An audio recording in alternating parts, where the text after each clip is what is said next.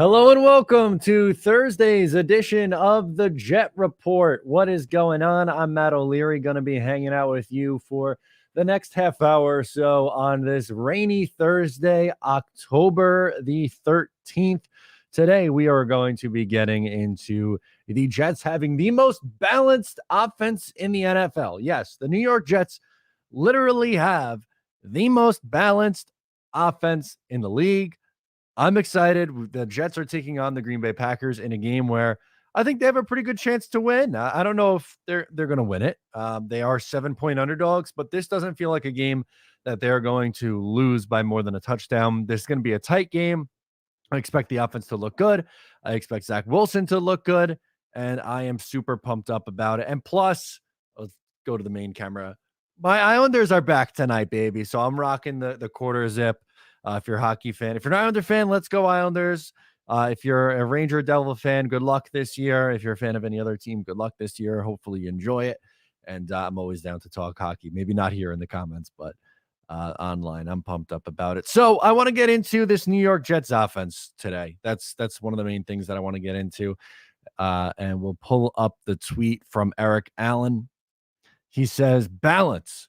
The New York Jets are the only team in the NFL with 4 different players with 200 plus receiving yards. That's impressive.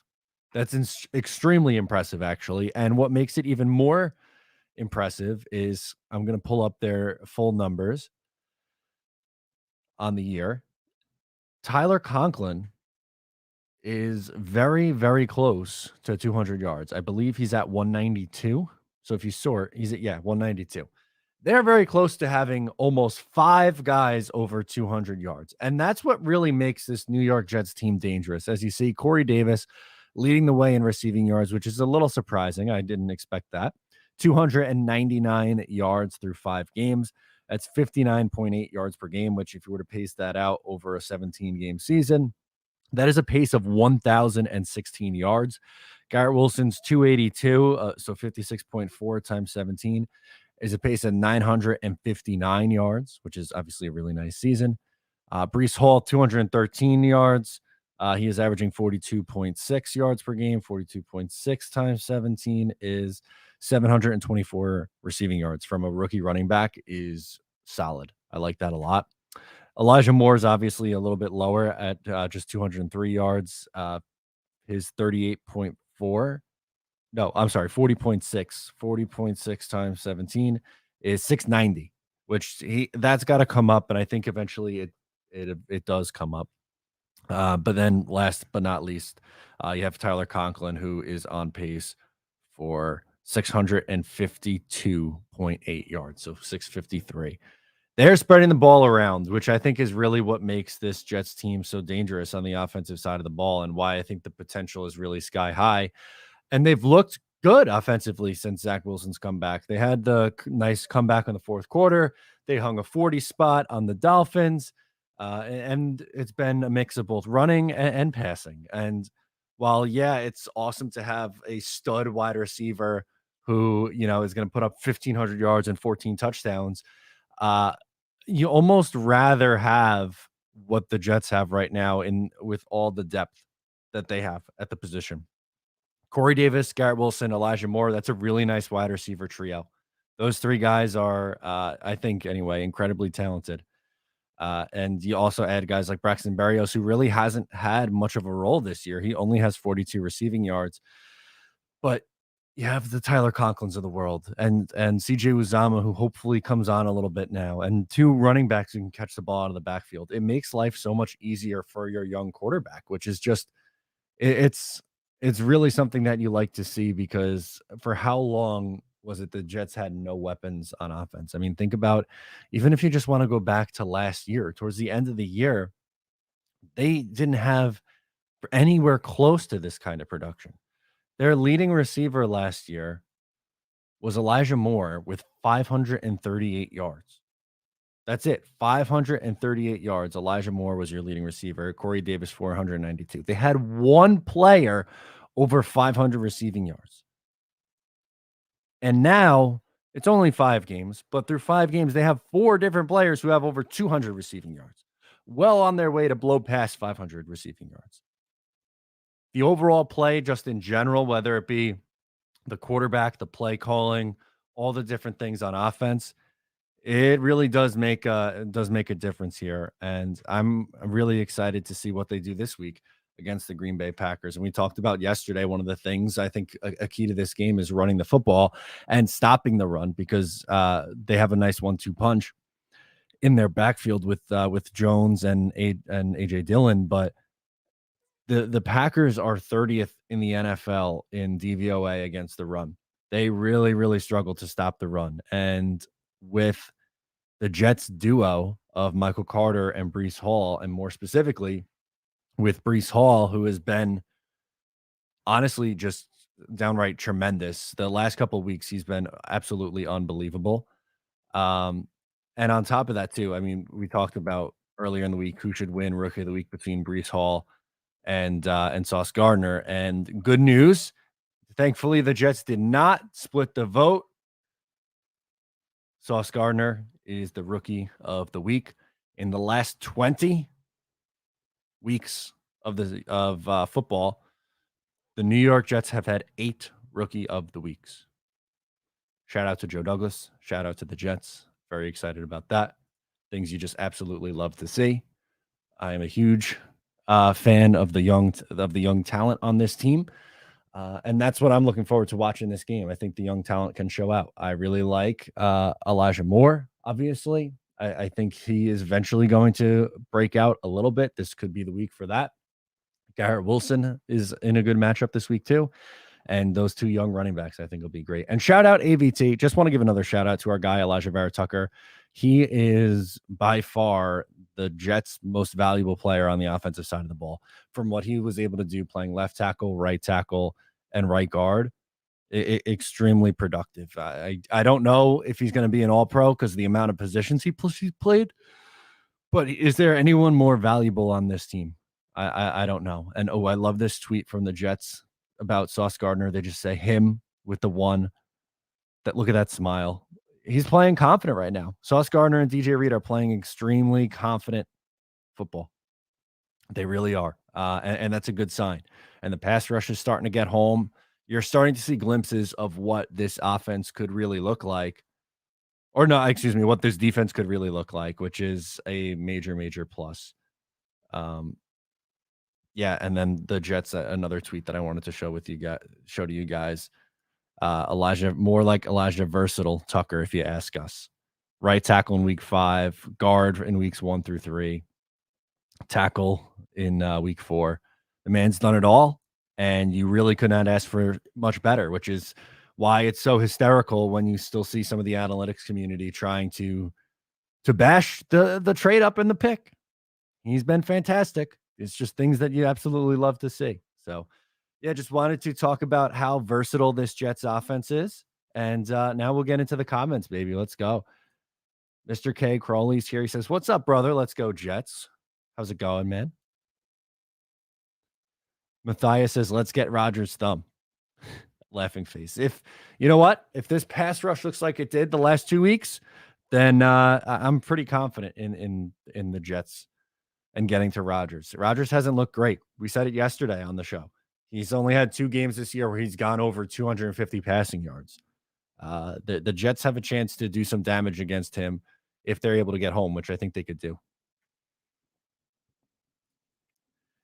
I love this one from Luis Bernard, Bernard says, "When we win this game, what are the haters' excuse then?" Great question. I don't think there are any excuses, but it'll be that I guess Rodgers was banged up, which is stupid because it's the NFL and everyone's banged up. But, there's always going to be something. It's ridiculous that these narratives even exist, as we've talked about at length this week, because the Jets win over the Dolphins has been tried to be discredited. And the Jets, all 3 wins really have been tried to be discredited. I'll say it one more time. I don't give a shit about your injuries. The Jets have dealt with so many goddamn injuries on this team. I do not care. They've been one of the most injured teams in the NFL over the last few years. I have no sympathy for teams around the league dealing with injuries. None. I really don't. I'm sorry. Maybe don't be stupid and put your quarterback back into a game 4 days later after suffering a concussion. You don't have that problem. It's their own fault. It really is the Dolphins' own fault. Plus, all their fans were saying that Skylar Thompson should have been starting over Teddy Bridgewater anyway. Plus, you had a lot of cocky Dolphins fans saying that it doesn't matter with the injuries. The Jets they're going to wash the Jets anyway. So how'd that go? J-Man Hop says, I think we're in good shape this week. Yeah, this is a winnable game. We talked on another show earlier this week, the importance of the next 3 games. They could win this one. They could go 3-0 over this stretch. I think that's a big ask. I really would like to see them go 2-1 over this stretch, but the Giants made it look easy. They did a really good job containing the Packers offense, and they just ran the ball down their throat. That's the key to success. I think it would be a similar game plan to what we saw last week against the Miami Dolphins. I don't think you need Zach coming out throwing 40 times to win this game, throwing for 300 plus yards. If he does, great. That's a fantastic sign. I'd love to see him go toe to toe with Aaron Rodgers. I'd be smiling ear to ear, but I really think this is a game where Breece Hall should get close to 20 carries and run for over 100 yards and a score or two. I don't think the strength of this Packers team is their run defense. I think that's an area in which they could be exposed. So I love it. And then J-Man follows up with, I want to see more of the jet sweep type plays to Braxton or Elijah Moore out of the backfield. Yeah, both of those guys are similar in the sense that they are excellent with the ball in their hands, and you kind of just want to get them the ball. Obviously, we saw the Braxton score that touchdown. I'd like to see, can you do design screens to those guys and just get them in space? I would like to see Elijah Moore in space a little bit more. No pun intended. Adonis says, we own rookie of the week. It feels that way, right? It's your boy says DJ Moore coming to the Jets soon, calling it now. I don't agree. I don't think the Jets are trading for DJ Moore. Plus, they're good at the wide receiver position. I really don't think they need to go out and trade for a guy in DJ Moore. I like him. He's a good player, but it doesn't seem necessary to me. Mario says Sauce has allowed a 17.1 rating in man coverage or something crazy. He's him. He absolutely is him. I am beyond excited about what we've seen from Sauce Gardner. I'm going to see if I could pull up some of his numbers and I'll share them. I'll pop them on the screen. Let's do. I'm trying to see on PFF because I don't love PFF for their grades, but I do like some of their the stats that they have that we can go through. Let's see if I could do this quick. Does it show between man and zone? I'd have to really dig in here. I'll take a look later, but he has been unbelievable, and he deserves to be in man. We got a super chat, a few of them that are going to jump the line. Thank you so much, guys. Mr. D chimes in with his super chat and says JD needs to be the Jets GM long-term, no matter what happens with this season. Also, Huff, Q, JFM, Carl Lawson is my fave pass rushing D front four. Yeah, I mean, we're starting to see what Joe Douglas was trying to build here, right? It's really starting to come to fruition with these guys and how they've been playing. And as far as it goes with Huff, Q, JFM, and Carl Lawson, when those four are on the field, they are downright deadly. They are tremendous. Huff has barely gotten any playing time, but any time that he gets on the field, he does good things. He's been great. Carl Lawson had his best game of as a Jet last week. Forced a fumble. It was just it was really, really impressive to see what these guys have done. Quinn Williams has been great all year. JFM's the unsung hero of this defense. I really like that defensive line a lot too, Mr. D. Will Shea says, when Fant and Mitchell are healthy, who is the right tackle? Great question. I think it depends on who is healthy first. I would think Fant has the upper hand just based on his experience, but I think it would be a short leash where if he comes back and he's struggling, then you could probably go back to Mitchell. But I think I mentioned this a few times in shows, but I think their plan was for Max Mitchell to be more of a developmental guy. I don't think they had any intention on him playing. Now, when he did play, he exceeded most expectations. But I think he's probably going to be a starter next year. I don't think they extend George Fant. So that might be something where Fant plays out the rest of the year, hits free agency, and Mitchell is the answer after that. Good question, though, Will. Back to Mr. D, who has another super chat. Thank you so much, guys. Really, really appreciate it. He says 2 things I'd like to see. 1, offensive line help. 2, getting rid of Nathan Shepard for a much better player. Nathan Shepard, I don't know why he continues to get snaps. It is so beyond frustrating anytime we have to see Nathan Shepard on the field. I'm pulling up his numbers now and scrolling them down. He had 34, 37, 32, 34, and 22. That's his snap percentage. There's no reason it should be that high. Hell, even Solomon Thomas's was high, 36, 39, 34, 36, 28. Sheldon Rankin, 64 last week. Quinnen Williams at 70 is getting there. That's much more respectable, but I don't think Nathan Shepard has to be on the field. Those reps should be going to Quinnen Williams and also move when John Franklin Myers on the inside. They like to have him out on the edge. He's a good edge. I think he is a very good interior defensive lineman. He's extremely versatile. I love JFM, but I agree with you. Nathan Shepard is no good. Offensive line, I'll just hit on quickly here. I think that's something that they're going to hone in on in the offseason. I think, both tackle positions are obviously going to be topics of conversation.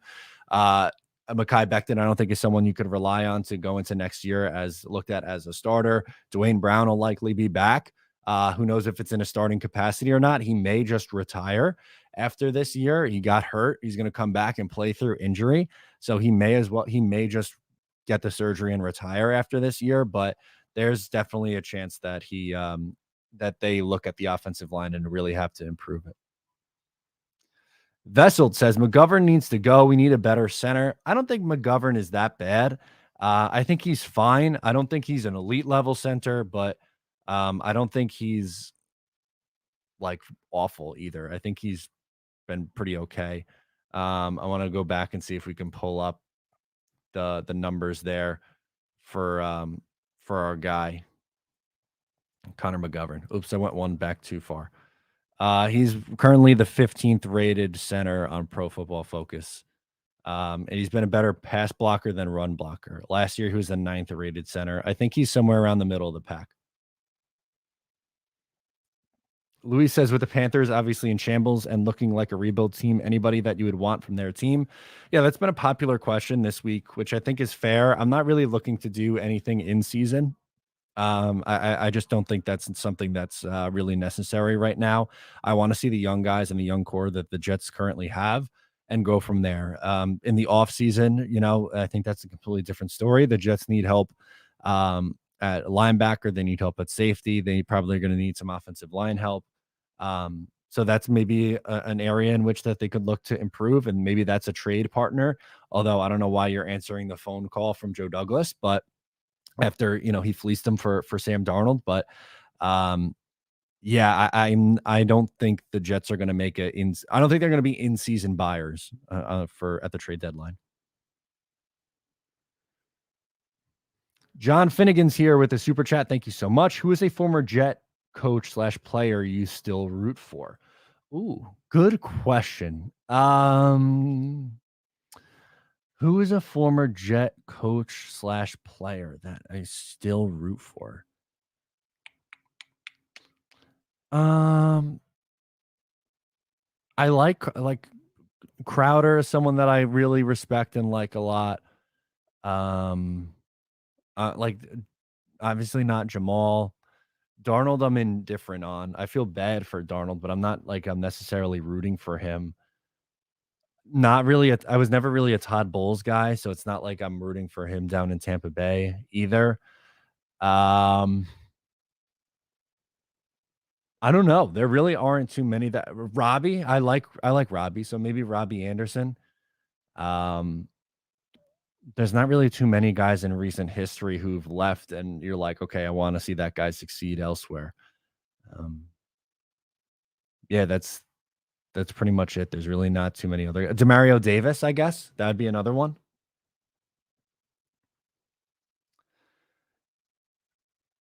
Steven says, "Hey Matt, I think if our secondary guys shut down the receivers, our front four should be able to eat 1000%. That wide receiver room does not scare me at all for the Green Bay Packers. It's not the same when there was Randall Cobb in his prime, Jordy Nelson running around, even Devontae Adams in more recent years. Adams is gone. It's Alan Lazard, the corpse of Randall Cobb at this point in his career. Like 2022 Randall Cobb and 2014 Randall Cobb are very, very different players.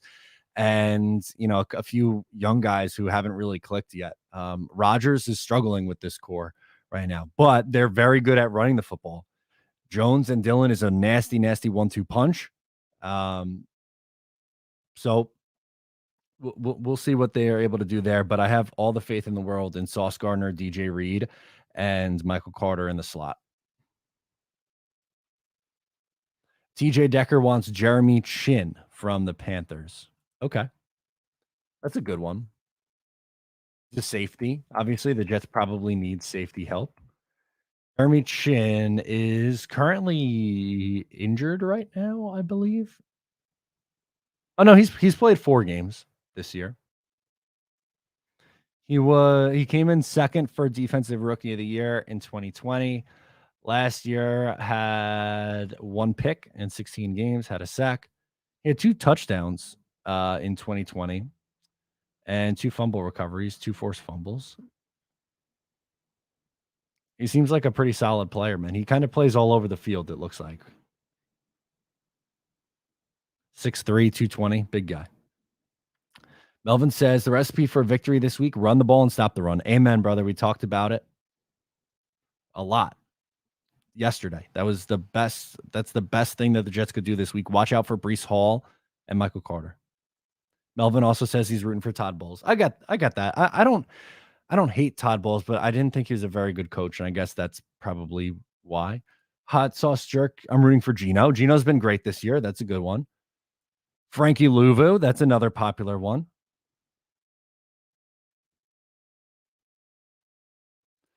Christopher says, I lost respect for Darnold once he bashed the Jets in his interview last year, saying he is a good quarterback. Okay.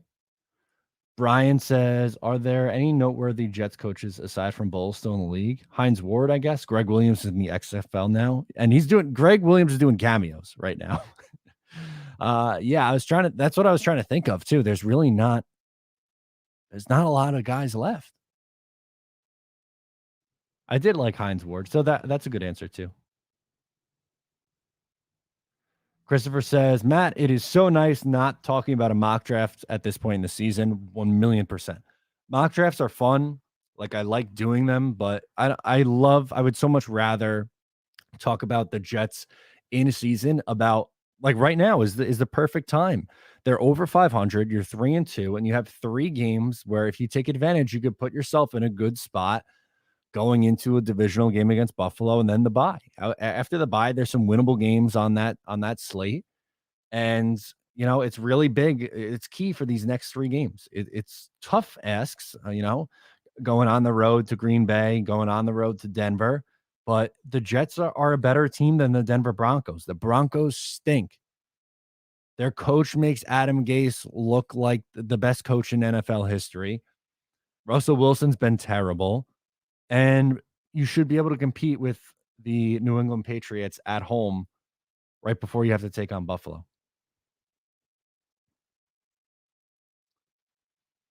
Christopher also follows it up and says, when do you see Ruckert getting more chances? It's probably going to be a while.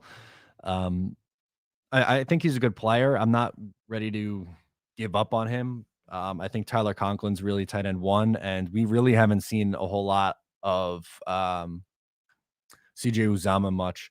So maybe Uzama's 1 and done with the Jets. He's a very expensive blocker right now. AbLab Studios, $10 super chat. Thank you so much for the super chat here. It says, Matt, how do we stop this running game for Green Bay? Do we need to stay in 4-3 zone? You know what? As wild as this sounds, I am taking Jordan Whitehead down and putting him in the box and saying, okay, beat me over the top, Aaron Rodgers, which that sounds crazy, right? You're saying, why would you possibly want to make Aaron Rodgers throw the ball? Well, because I have all the faith in the world in the Jets corners. Sauce Gardner, DJ Reed, the two of them they're legitimately the best corner duo in football. And then you add Michael Carter in the slot. I think they hold up just fine. I really do. I'm bringing Whitehead down and having him try to make plays towards the line of scrimmage. And Anthony chimes in. This is exactly what it's going. He goes, Matt, do you think playing a heavy box would be a good strategy to try to slow down the running game for Green Bay? I think our secondary can hold their own, excuse me, against Green Bay wide receivers. 1000%, Anthony. That's where I was just going. Great point. I agree 1000%. I think that's great. Niner Gang is in here. He said, Robert Saleh is the man. Enjoy Jets. Thank you. Yes. Robert Saleh is a very likable guy. I'm rooting for him. I think at points early on in the year, fans were critical, and I think, he deserved it a little bit, but he's such an easy guy to root for. I love his energy, and it's very obvious too that players like playing for him. So Melvin says, I'm hearing the D-line rotation is over. That would be fantastic. It's starting to the snaps are starting to go down for some of those guys, like we mentioned earlier, in Nathan Shepard and Solomon Thomas, and oh my God, Jacob Martin. I was blanking on his name. And Quinnen snaps have to go up. Carl Lawson snaps have to go up. So Brian says Uzama cannot be released after one season. Someone would have to trade for him. His dead cap hit would be greater than what it would be to keep him. Is that true? Maybe that is the case. It's just the only reason I brought that up is because he has not really had much of a role at all for this Jets team. I don't remember the contract offhands. Obviously, it was a 3-year deal, but let's see if we can pull it up. Tyler CJ Uzama. Here we go.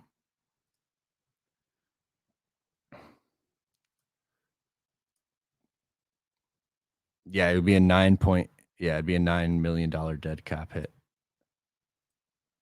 Cut pre-June 1. Yeah, it'd be a huge cap hit. All right, so you're not doing that. You're going to keep him on the team unless you restructure. But there's no guaranteed money in 2024. So he'll probably be here then. That's a good call, Brian. Thanks for pointing that out.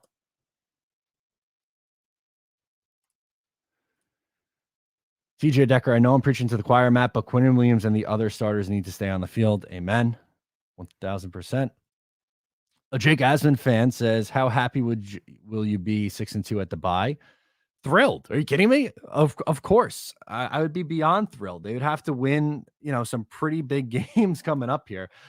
They do have another game before the bye week, though, against Buffalo. So how about 6-3 at the 7-2 is a unbelievable ask, but 6-3 at the bye.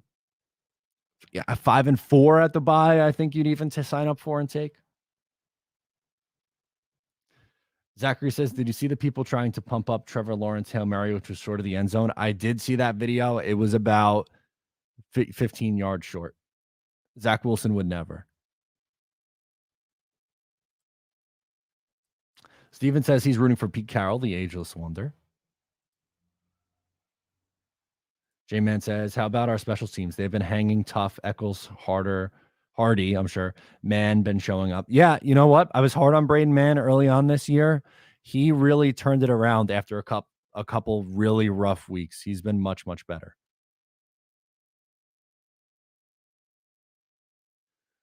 Christopher says, you see the Jets looking to upgrade at center or try to sign McGovern for cheaper? I don't know if he would sign for cheaper necessarily, so they might be going a different direction. I wouldn't be surprised if they're looking for a tackle and center in either free agency or the draft next year, like looking elsewhere. Adonis says, with the way we've been progressing this year, next year we're going to have some expectations. Lovely to see the culture changing in JD and Salah. We trust. Yeah, it's the Jets don't have to make the playoffs this year. All we've really asked for them was to be competitive week in and week out and play meaningful games. And right now that we're in the middle of October, and that's what you're getting. They're 3-2 and have a really good chance the next 3 weeks to put themselves in a nice spot before a really tough divisional game against the Bills before your bye.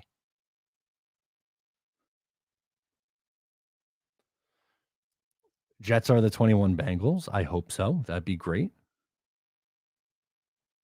J-Man says McGovern has been solid, not a world beater, but not bad at all. I agree. That's kind of where I am. I think he's a middle of the pack to slightly above average center.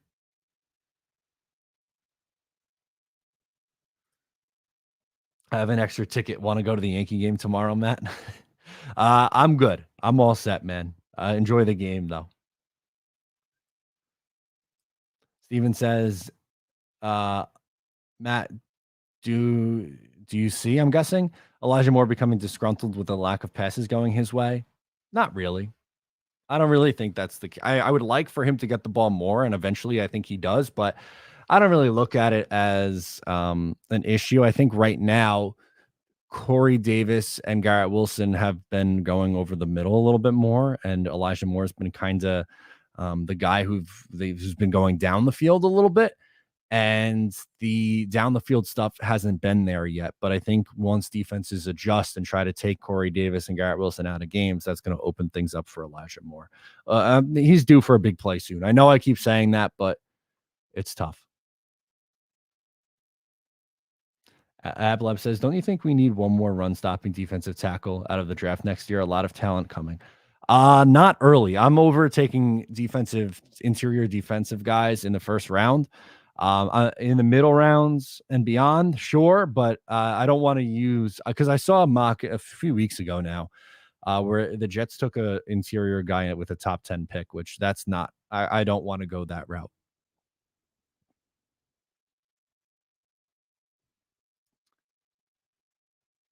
Young Ty says we're going to have ups and downs. Yeah, I mean they're a young team. They're learning to win right now. So there's going to be weeks where they surprise us and win a game that no one expects them to, and I think there's also going to be weeks where we're expecting them to win and they let us down. Merc Life, he is a member of the channel. You could do that as well by hitting the join button. Appreciate it.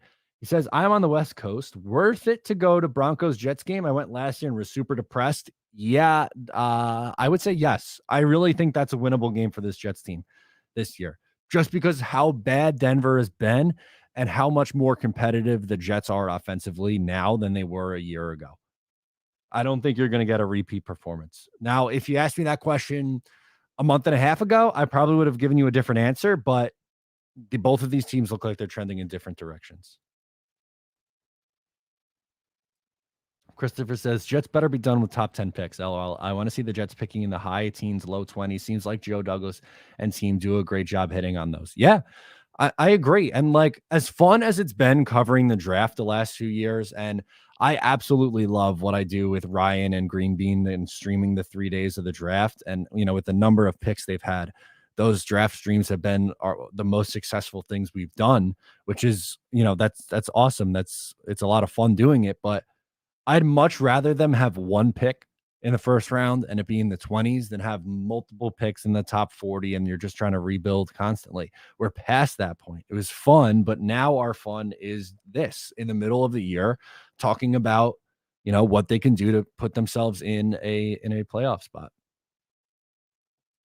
Ethan says, I am also on the West Coast. I'll be at the Broncos game too. There you go. Enjoy. Any interest in Larry Ogunjobi from the Steelers if they look to trade him? No.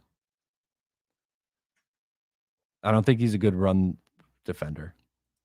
His tackling has been pretty low.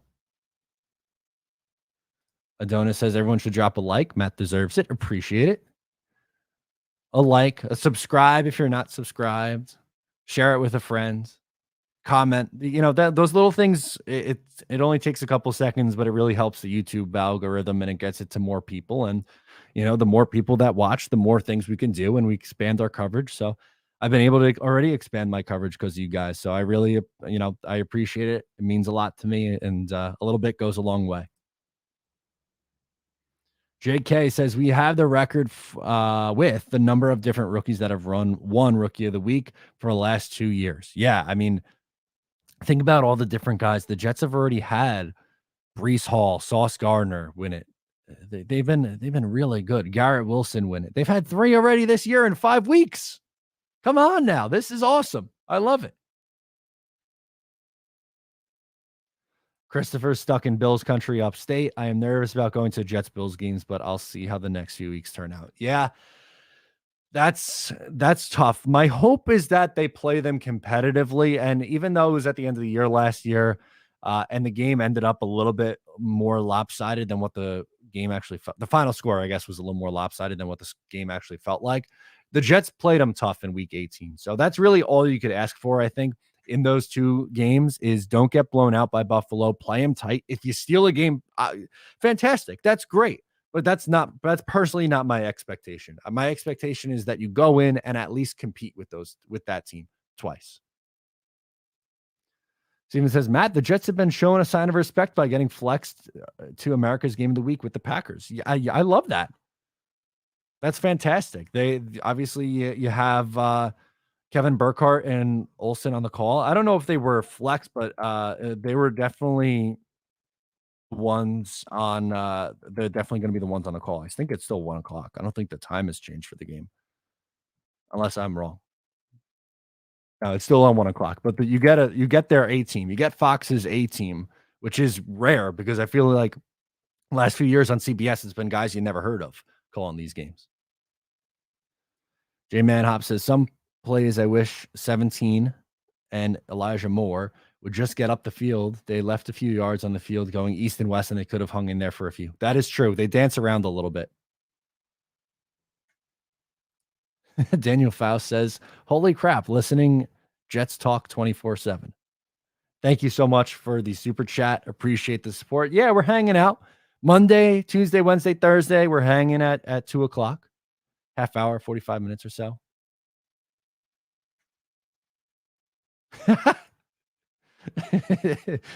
Does Christopher says, does becoming a full-time content creator hurt your OnlyFans business? It hasn't helped. I can tell you that much. I love it. That's great. Matthew N19 says, hey, Matt, in Green Bay, do the Jets focus on shutting down the run or the pass? I think it's got to be the run. Their pass hasn't been great. Aaron Rodgers has gone over 250 yards just twice this year. Jones is what scares me. He's running for over 6 yards a carry, and Dillon is very, very tough to bring down. The Jets' run defense has been very inconsistent. I think if you stop the run, you have a really good chance to win this game. JK says, Jair Alexander talking a lot for a guy on an average team right now. Him and Minka must be hanging out. Yeah, it feels that way. It really does feel that way. I'd like to shut him up. We got time for a few more in here. Zachary Burners says, did you see what Jets media video he made?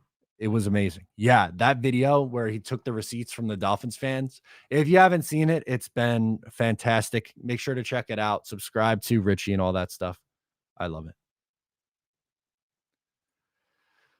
Vessel says, I'm not surprised if Breece Hall doesn't get 120 yards.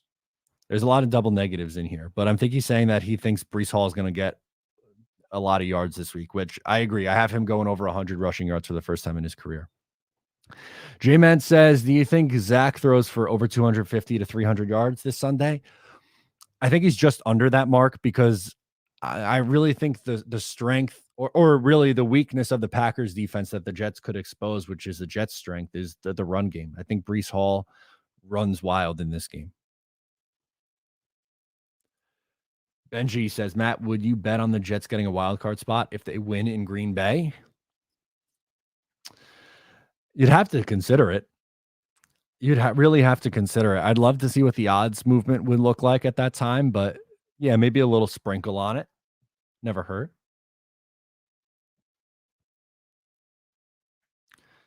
John chimes in. He says, we have no fullback in short yardage. How about using a tight end as a lead blocker? Yeah, that's what Jeremy Ruckert should do. I think he's the best blocking tight end the Jets have right now. That would make perfect sense.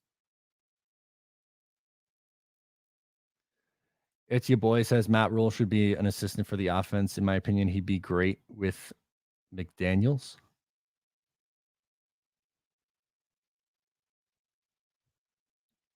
LaFleur? McDaniel or out in Vegas? I'm confused. Steven says, hey, Matt, I haven't heard anything myself, but there was a caller on Jake Asman this morning that said Zach is getting an MRI on his ankle because he tweaked it in practice. Have you heard anything? Let me look. That doesn't sound familiar. I don't think he's getting an MRI, but let's see. Let's see. We'll look it up together. Why not? This is what this show's all about. Doing stuff on the fly. I haven't seen anything right now about I don't really see anything right now about Zach Wilson's ankle. I know earlier, I think it was last week though, they talked about his ankle and he was like questionable or he didn't practice or limited in practice, something like that. Johnny D from PA says, Matt, can you see Mike LaFleur flipping more to the slot and G-Dub outside given his ability to high point the ball? That's what I would do. I think that's their strength.